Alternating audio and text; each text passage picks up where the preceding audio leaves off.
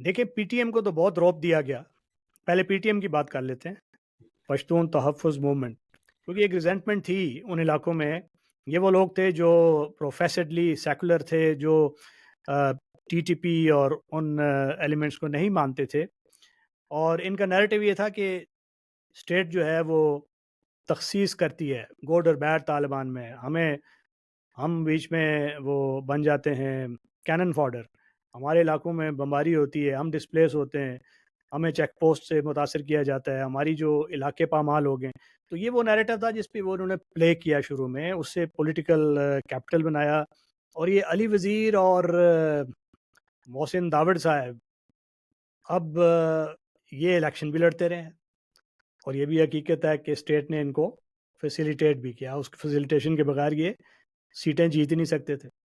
اب اتنا ان کو روپ دیا، مگر اس کے باوجود جب ایک نیریٹو جو صحیح ایم، جو گریونس بیس ہو، وہاں سے ہٹ کے اگر اس کا ایجنڈا کچھ اور ہو جائے، اور وہ بیرونی جو کچھ ہینڈلرز ہیں وہ ان کے کہنے پہ وہ کسی اور ڈائریکشن میں چل نکلے، اور ایتھنک پرٹیکولرزم کا ایک جو ویریئنٹ بن جائے، سیپریٹزم، اور اسٹیٹ انسٹیٹیوشنس کی کو ڈیمیج کرنا وہ مطمع نظر بن جائے، تو وہاں پہ اسٹیٹ کو انٹروین کرنا پڑتا ہے. تو ان کا تو نیریٹو وہ گریونس بیس تھا. مگر جب ان کے ساتھ اسٹیٹ نے انگیج کیا، اس گریونس کو ایڈریس بھی کیا، ان لوگوں کو مین اسٹریم بھی کیا، بٹ انہوں نے اس کے باوجود ایک ایتھنک پرٹیکولرزم، ایتھنک سینٹیمنٹ کو فروغ دے کر، اور افغانستان کے ساتھ وہ جو ان کا ایریڈنٹزم ہے اس کے ساتھ یہ الحاق شروع کر دیا. آئیڈیولوجیکل ایفینٹی اس کے ساتھ ہوگی، اور اسٹیٹ کو یہ چیلنج کرنا شروع کر دیا، not only on ideological plan but شوئنگ sympathies with elements arrest while جن کے خلاف تھے یہ ٹی ٹی پی وغیرہ. اور اس کی وجہ سے ان کو بین کیا گیا ہے، کیونکہ ان کو جب دیکھا اسٹیٹ نے کہ یہ کسی بھی قسم کی جو پازیٹیو انگیجمنٹ ہے یا انڈیوسمنٹس ہیں ان کو رسپونڈ نہیں کرتے اور ان کی حقیقت کیا ہے، تو اس کے بعد ان کو بین کیا گیا. اب ان کی جو ان روڈز ہیں وہ بلوچستان میں بھی ہیں. انفیکٹ ان کا آغاز بلوچستان سے ہوا تھا. وہاں پہ جو اچکزئی صاحب کی پارٹی ہے، انہوں نے پشتون تحفظ اور یہ سینٹیمنٹ اور یہ جو کمپلیٹ ان کا آئیڈیولوجیکل بیلسٹ جو ہے وہ انہوں نے مہیا کیا تھا. سو ان سے یہ انسپائر ہو کے یہ کے پی میں محسن داوڑ، علی وزیر اور یہ انہوں نے اپنا ایک وہ بنایا نیریٹو. بلوچستان میں ابھی بھی وہ نیریٹو ہے، اور ابھی بھی کچھ علاقے ہیں جو پی ٹی ایم کے نیریٹو کے زیر اثر ہیں.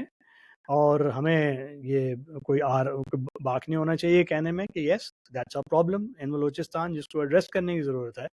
اور ایڈریس یہ اسی طریقے سے ہو سکتا ہے کہ اگر آپ ان کے ساتھ انگیج کریں اور ان کو اس طریقے سے ڈیل کریں جس طریقے سے ایک نوانس طریقے سے ڈیل کیا جاتا ہے، تو یہ they can be won back. اور اگر یہ بالکل انکوریجبل ہو جاتے ہیں تو پھر ظاہر they will make a common cause with forces which are already which have cross the line, جو کہ بی آر اے ایس کے چھتری کے نیچے سارے اکٹھے ہوئے ہیں.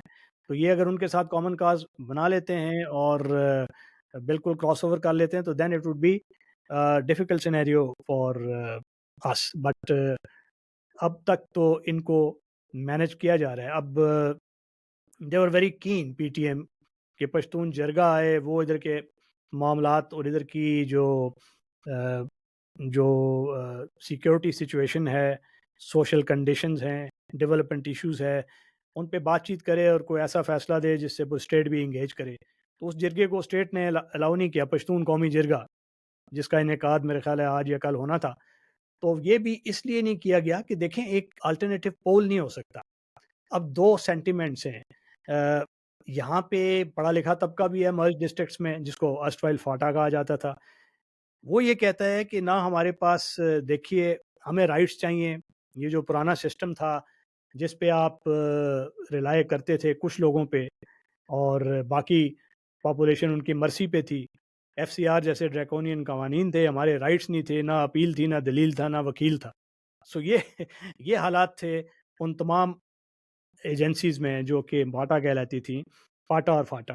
تو اب جب کہ وہ مرج ڈسٹرکٹس ہو گیا تو اس کے چیلنجز ہیں، اس کو انکریمنٹل طریقے سے ہمیں یہ کرنا چاہیے تھا، مگر چونکہ وہ بہت جلدی میں کیا گیا، پھر افغانستان خود ڈیسٹیبلائز ہو گیا، تو اس وجہ سے وہاں یہ مسائل ہو رہے ہیں، اور پی ٹی ایم کا یہ فنامنا ہے۔